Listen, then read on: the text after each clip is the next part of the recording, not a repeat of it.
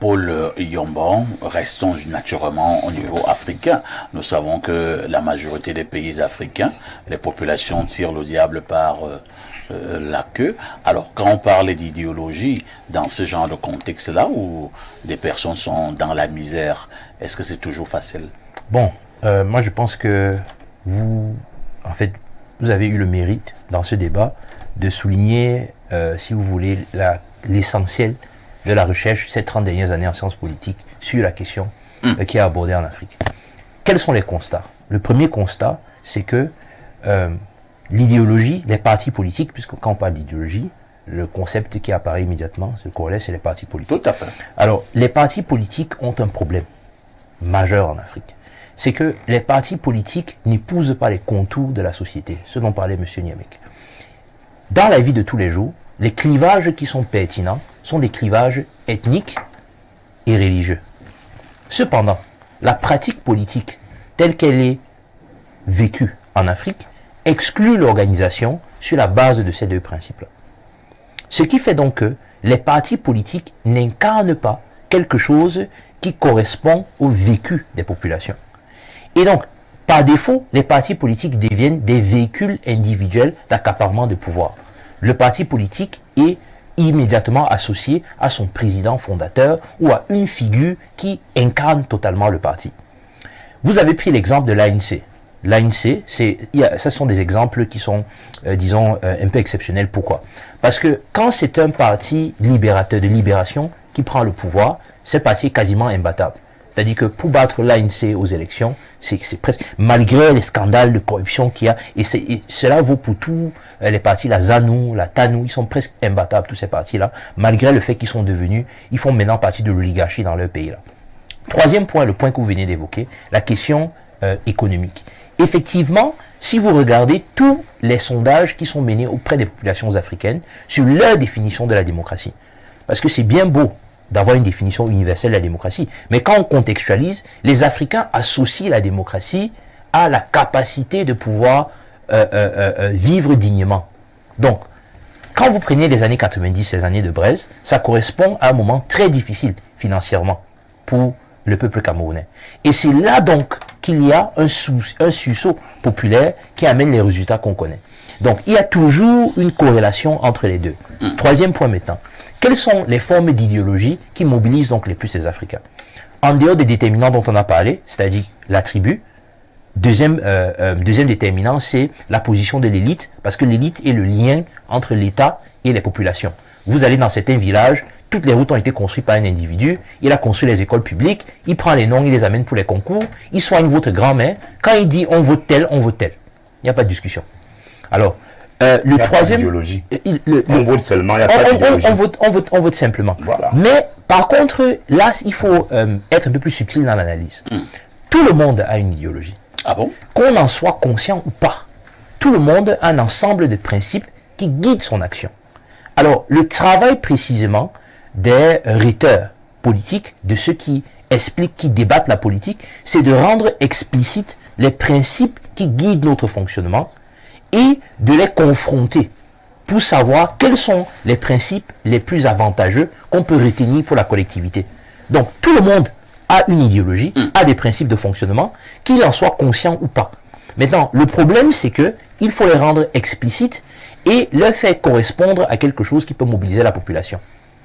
Pierre Blériot-Niamek, que devons-nous faire pour que les Africains réapprennent à soutenir des idéologies et non d'autres concepts? Parfait. Ici, mettre tous les Africains dans la même assiette, c'est du réductionnisme. Il y a un travail de sape qui a été fait au Cameroun. Vous savez, il faut un minimum pour exercer la vertu. Il faut même un minimum pour réfléchir. Platon pensait que ce sont ceux qui ont résolu les problèmes de la quotidienneté qui peuvent réfléchir. Vous n'allez pas dire à quelqu'un qui gagne moins de 1000 francs par jour d'aller acheter un livre. Ça ne peut pas être ça sa priorité. On a organisé une paupérisation du milieu, déjà même académique. Je vais vous dire qu'il y a des enseignants, et Paul Yombon ne me démentira pas, qui n'arrivent pas à s'acheter des livres. Ah bon? Bien sûr. Mais attendez, ils ont quand même des primes pour cela. Qui n'arrivent, non, les primes. Mais au quotidien, de quoi peuvent-ils vivre? Non. Il y a des pays qui développent des idéologies. Chez nous, on a organisé le déracinement des Camerounais. Les Camerounais ne savent même plus ce que c'est qu'être Camerounais. Quand vous poursuivez une cause, poursuivre une cause est différent de poursuivre un homme. Au Cameroun, on poursuit des hommes, même si on se rend compte que nos causes sont perdues. Vous comprenez? Donc, il faut revenir à ces valeurs, mais ce n'est pas avec le cadre actuel. Il faudra recréer ce cadre. Parce que pour même développer le pays, il faut qu'il y ait ce squelette mental que les individus se partagent. L'idée même d'un Cameroun, c'est quoi le Cameroun? Nous parlions ici d'une équipe qui a été suspendue pour 4 ans. Si nous avions, au-delà des idéologies des partis politiques, si nous avions une idée commune du Cameroun, cela allait susciter un émoi populaire. Mais pour nous, le Cameroun, ce n'est pas la même chose pour nous tous. Le Cameroun, c'est une chose pour Papa, une autre chose pour Yombo, une autre chose pour Madame. Et donc, quand on va revenir à l'idée que les individus, les humains, doivent aussi réfléchir. On ne peut pas priver un peuple aussi longtemps de la réflexion. On nous a longtemps privés de la réflexion. Il faut le dire avant le président actuel. Le président Ahmad Diohaïdou avait même imaginé la possibilité de fermer les filières des sciences humaines, notamment philosophie et autres, qui trouvaient comme étant de mauvaises filières. Parce que l'idéologie est aussi contestataire de l'ordre établi. C'est refuser la quotidienneté pour imaginer un mieux-être. Bon, je crois que le RDPC, s'il avait continué avec ses progressistes, aurait pu nous fabriquer de vrais idéologues. Peut-être. Bernard Owona, peut-on encore gagner une élection dans un pays qui s'appelle Cameroun en se fondant simplement sur son idéologie? Je vous ai dit tantôt que au Cameroun particulièrement, 90% de ceux qui vont voter ne sont pas au courant de ce que vous parlez là, de cette chose dont il est question, l'idéologie. Non, les Camerounais qui vont faire le choix entre d'autres candidats suivent, comme M. Niemek l'a dit, des gens qui leur apportent un sourire ponctuel, ou suivent, comme M. Yombo l'a dit, des personnes qui sont ou qui se sont autoproclamées élites d'une localité, qui leur ont apporté de l'eau, de l'énergie, de la route, un lycée ou un district de santé. En réalité, voilà à quoi se résume un peu les choix, comment les gens procèdent pour choisir politiquement au Cameroun. L'année prochaine, quand vous voyez tout ce qui se passe aujourd'hui, tous les combats qu'on vit aujourd'hui, c'est des combats qui annoncent une année 2025 très difficile politiquement, où les gens seront appelés à choisir, à élire leur président de la République. Et vous allez remarquer que... Pas seulement, hein, les maires et les députés aussi. Bon, à moins que le RDPC ait déjà décidé... Ce que nous savons... objectivement, c'est que l'État aujourd'hui est incapable financièrement d'organiser toutes ces élections en 2025. Parce que pour faire une élection, c'est beaucoup de milliards. Donc, attendez un peu, le Cameroun sait qu'on devait avoir ces élections depuis des années. C'est l'excuse que le RDPC a préparée. C'est pas une excuse.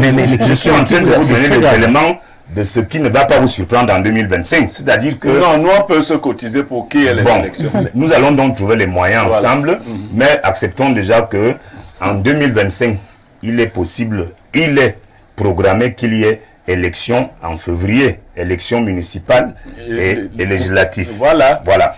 Et puis en octobre, qu'il y ait élection présidentielle. Et en décembre, élection régionale. Maintenant donc, il est possible que, de par la Constitution, le président de la République privilégie l'élection majeure, qui est l'élection présidentielle. Qui lui a dit que c'est l'élection majeure? Oui, c'est ce que la Constitution dit, que la reine des élections, l'élection majeure...